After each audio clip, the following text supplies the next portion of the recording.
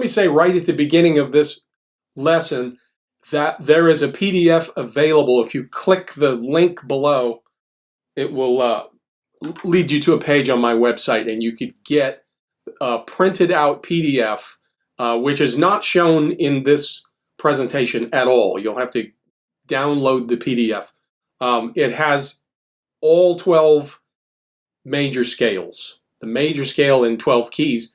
I think it's different than most other resources that you can get. You could get the major scale, but this has what I consider to be very important. There are the traditional F and C, and then there's the alternate F and C with the slide. I think it's very important to work out ahead of time which one you're going to use. And I think, in my opinion, there's 6 keys out of the 12 where it's important to use these alternate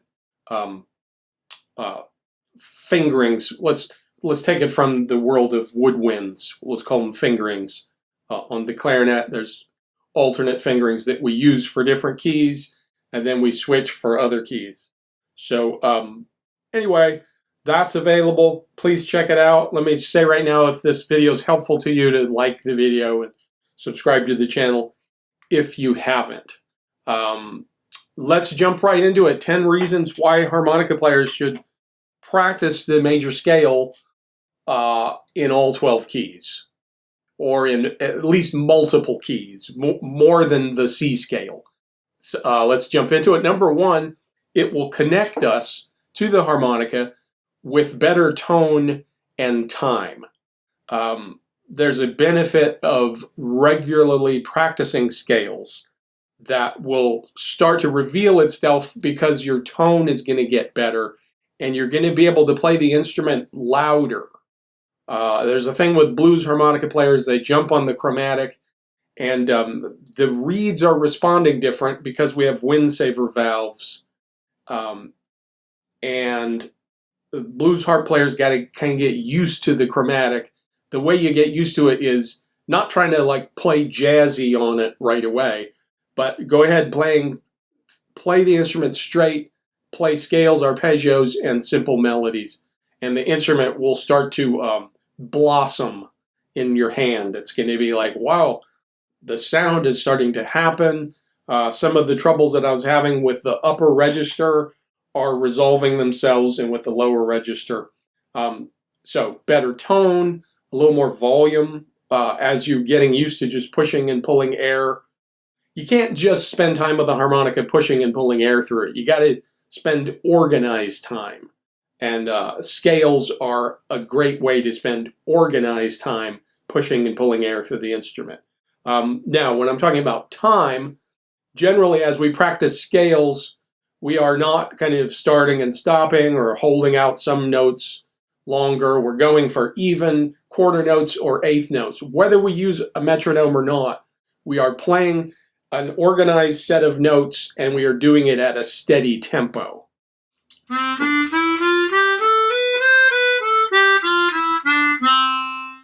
And that exercise will help us to play with better time. So, we're going to be connected. We're going to start to develop a flow that is hard to describe until you experience it. And let's jump to point number 2. It allows us to work out ahead of time which F and C we will use. Now, I know I already talked about this in the kind of introduction. The F and C are very important to me. If we take a C major scale and we play it without the slide, we are changing breath direction almost every note. When we start incorporating the slide F and the slide C, all of a sudden we've got E, F, and G, all blow notes.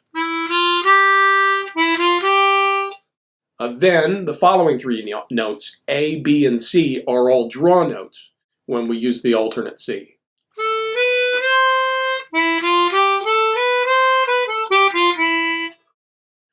Practicing the scale in this manner is going to smooth out the C major scale, and it's also going to lay a foundation for 5 other keys where we use these alternate notes.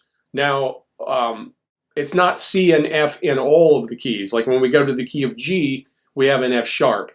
But getting in the habit of the alternate C gets us ready for at least using the one of those notes, the alternate C in the key of G.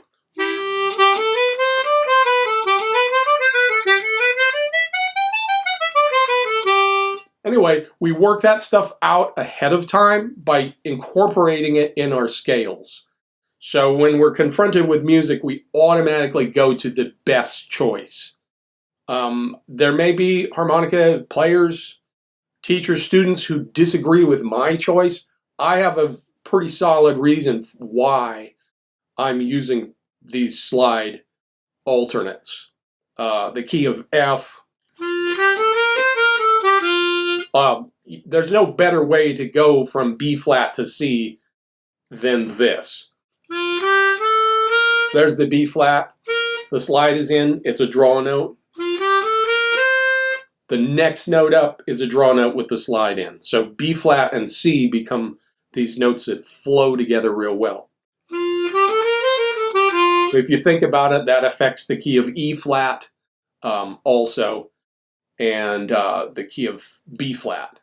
So anytime there's B flat to C, most of the time you want to do this. Working it out ahead of time doesn't put us in a position of, which one should I use? You automatically use the right one, the most efficient one, the most ergonomic one. Number 3, the number system that musicians use is based entirely on the major scale. So this is informally blues musicians or whatever kind of musicians on stage saying, hey, this song goes, I'll cue you when we go to the 4 chord. That's a pretty common one. I'll cue you when we go to the 4 chord. The understanding is in the key of C, that would be an F chord. So many times the number system is related to chord changes, but you could also use it when describing a melodic line. But anyway, the major scale is the boss. When it comes to the number system, if you are playing in a tonality with a flatted 7, you're going to describe it in the numbers that you articulate. Hey, this song's going to go flat 7 to the 4 to the 1. To be a musician, you got to know what people are talking about when they say that. The song in the bridge is going to go to the 6. That's typically a minor chord, the relative minor. So anyway, the number system's based on the major scale. As you learn the major scale in the different keys, you're getting connected to the world of music and musicians communicating with each other using numbers. So pretty good idea in every key that you're going to be playing in to be aware what's the 4, what's the 5, what's the 6, what is the 7 or the flat 7. Anyway, number 4 is closely related to the previous point. We will learn the names of the notes on the harmonica. Now, I wouldn't recommend trying to think mentally of every note that's going by as you're playing a major scale. The whole point of the major scale is to let our minds rest a little bit. Like we're going to work on something until it's muscle memory, until it starts flowing. But you do need to be aware of the starting note as far as the root or the 1. You do need to know about that. So at a minimum, if you didn't learn what the 4th or 5th is in each key, but you learned what the 1 is and where it's located and the name of the note, eventually, if you study and memorize all 12 keys, you're going to get to a B flat major scale. At the very least, you're going to know there's a B flat on my harmonica. So learning the scales in different keys will help you to learn the names of the notes on the harmonica and where they're located. I think there's harmonica players that are not musicians, not yet. And I think there's a lot of harmonica players that have become musicians. But to become a musician, you need to know where the names of the notes are on your instrument. And I think even someone who's visually impaired can become a musician and know what key they're in, the names of the notes. And, I make jokes about this sometimes, like two musicians and a harmonica player go into a bar, but some of the time I'm not joking. Like, I feel like as harmonica players, the harmonica is a folk instrument, has an easy access point, but there comes a time where even a folk musician needs to kind of get up to speed with the other kind of musicians that play other kind of instruments. And I'm not going to apologize about that or anything. It's just a fact. Anyway, so point number 4, we will learn the names of the notes on the harmonica. Let's jump to number 5. It will help us in improvisation and or composition. Improvisation and composition are basically the same thing, but improvisation happens a little faster. So one of the things that happens goes back to point number 1. It will connect us to the harmonica, create a flow, we'll have better tone and time. That itself is going to help us with improvisation.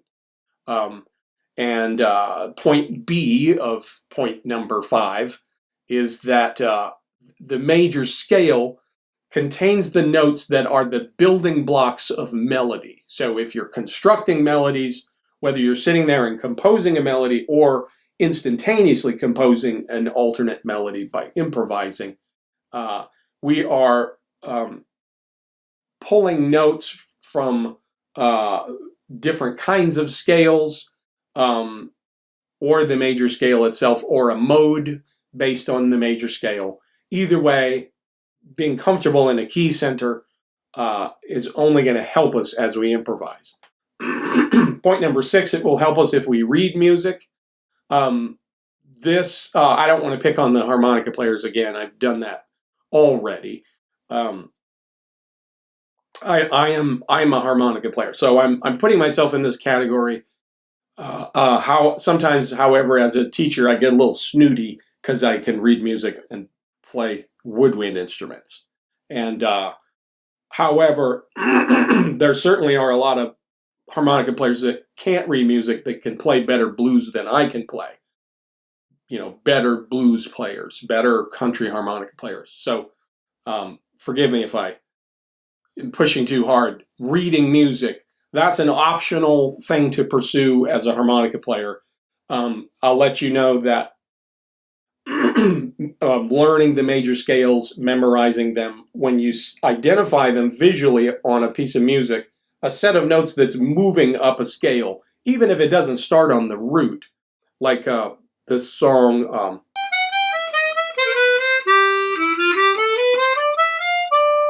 that part of the melody,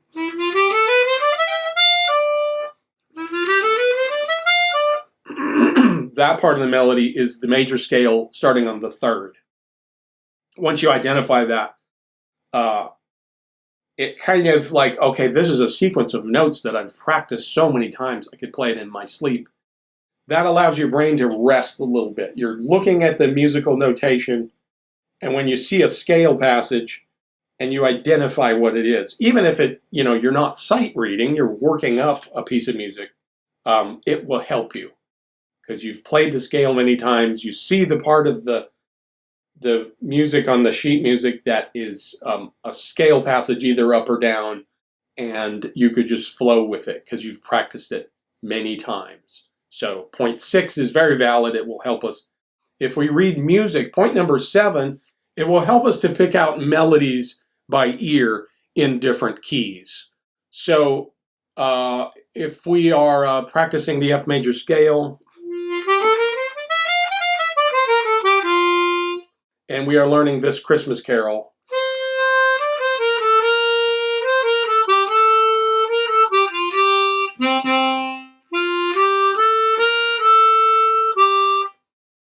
that melody is based 100% on the F major scale. If you're playing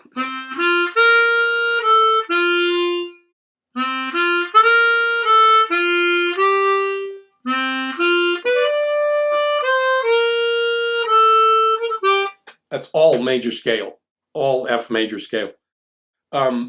Any kind of melody that's based on the major scale or even if it deviates a little bit chromatically from the major scale, having a solid knowledge of the scale in that key will help.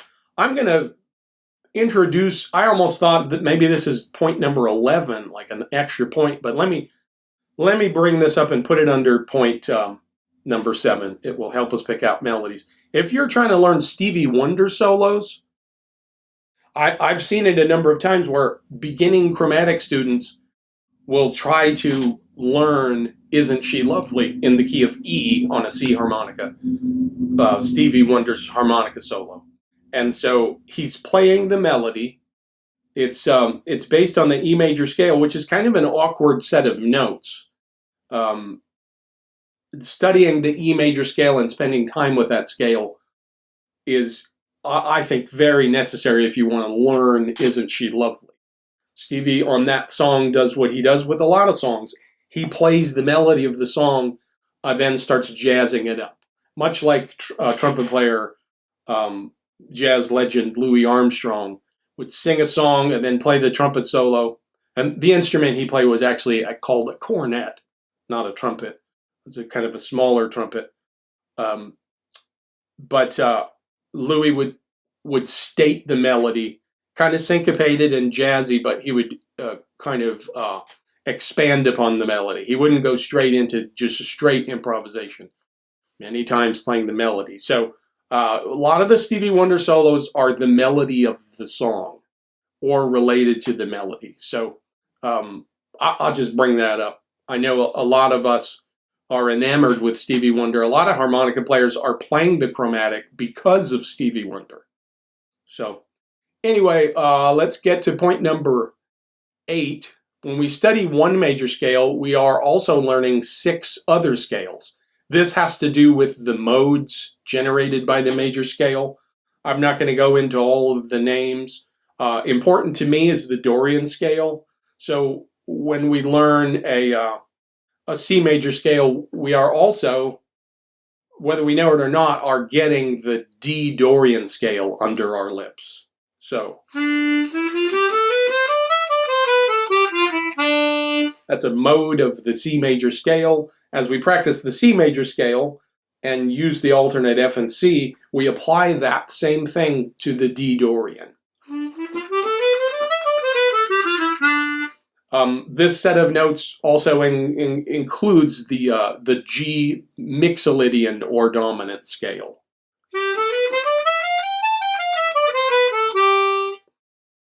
You are getting familiar with the set of notes, and you could use it with the G Mixolydian. I think equally important mode is the 6th mode, the Aeolian, also known as the natural minor scale.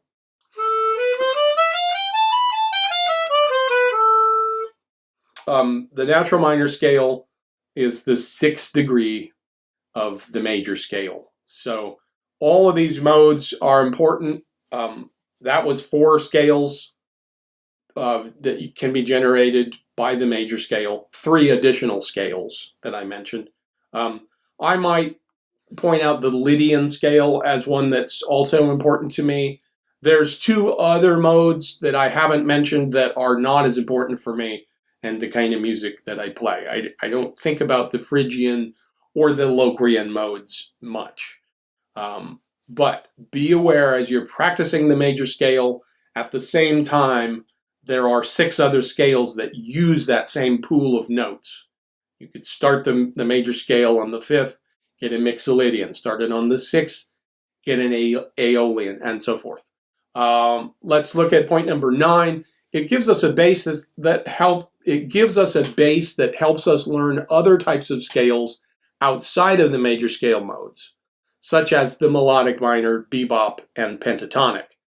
So these are scales that are, with the exception of the pentatonic scale, these are scales that are not using the notes of the major scale but are close enough.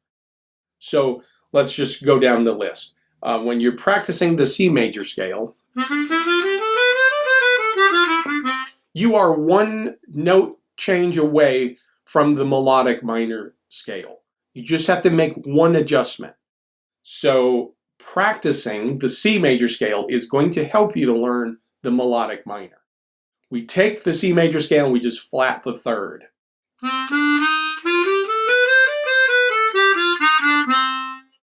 And as you learn the major scale in different keys, you're just one note away from the melodic minor scale. You could also get to the melodic minor scale if you're familiar with the Dorian scale, which is 100% a mode generated by the major scale. As you become familiar with the C Dorian scale,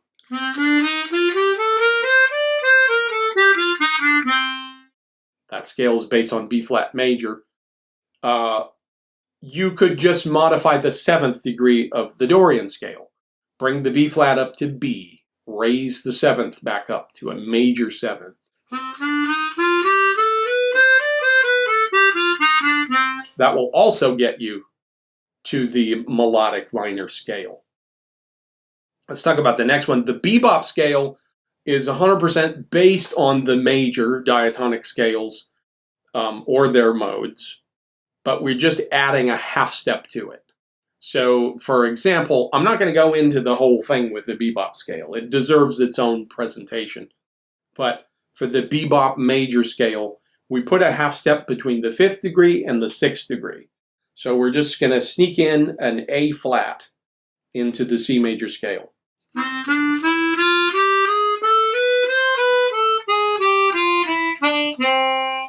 That's an example of a bebop scale, adding one half step to the regular major scale. Yeah, and again, I have a lot of things to say about the bebop scale. I will refrain from that. The pentatonic scale is actually, the major pentatonic is 100% based on the major scale, but it is a reduction. We take the 7-note major scale and we remove the notes that can potentially conflict. The 4th degree of the scale can be troublesome and the 7th degree can be troublesome. So we create out of this, we take out the 4th and the 7th.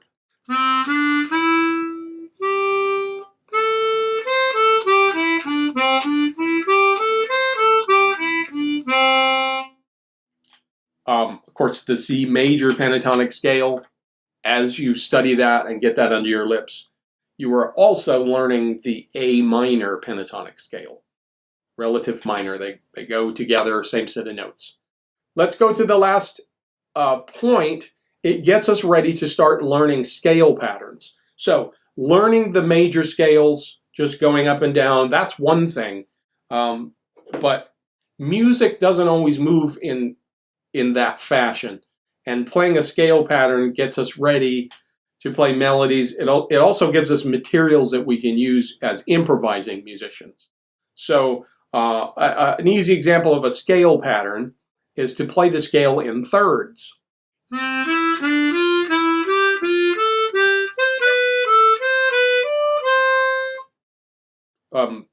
That was the C major scale in thirds. You could do 1, 2, 3, and then jump back to your starting note. And then go to the next scale degree, do the same thing.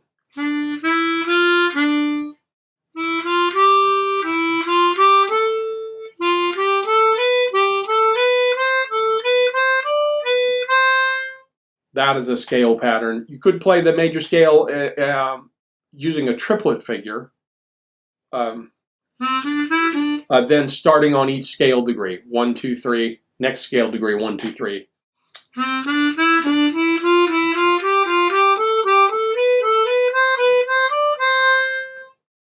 That's another example of a scale pattern. And as soon as you think you've exhausted the possibilities, you're going to learn a new one.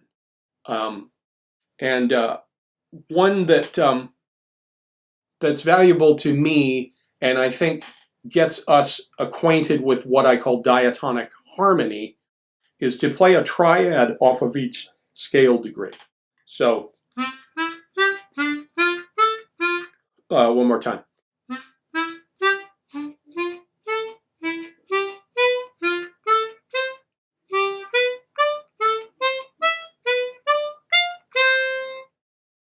And that gives you a set of triads, kind of an equal number of major triads and minor triads. And as you learn the order of major minor, that acquaints you with diatonic harmony.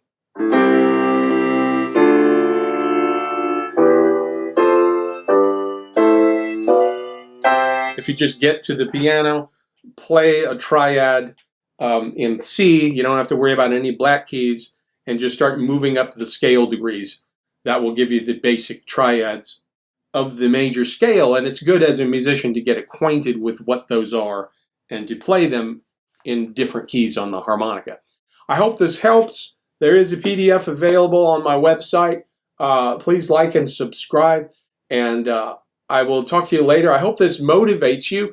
I think beyond everything that I've said here, I was inspired as a young student, a saxophone player and a jazz student. I was very inspired by saxophonist Ernie Watts, who I attended at least one clinic. I feel like I did a couple clinics with him, just sitting there with a bunch of other college kids, and he was talking about how much time he spends with scales and arpeggios on his instruments every day, and how it's just basic, what he calls working out or push-ups and deep knee bends. He compared it to kind of athletic preparation, the major scale. And I've been repeatedly inspired by teachers I've had that were really working on the scales with me, and also themselves great improvisers who practice major scales and other scale types. But the major scale is the entry point, and then you start learning some of the modes, and then you start altering a note here or there and learning other useful scale types. But the major scale got you started, got the basic thing under your lips and fingers. And anyway, I can't say enough about this with the major scale. For harmonica players, you could learn any resource that you can get, but I think eventually to start using the slide for F and C as appropriate. You don't always use it. Anyway, I hope this helps and has somehow been inspirational. I think listening to great players like Philip Years is an example of a guy who practices a lot of scales and has a lot of flow in his playing and improvisation. And the other great chromatic players practicing the basics a lot.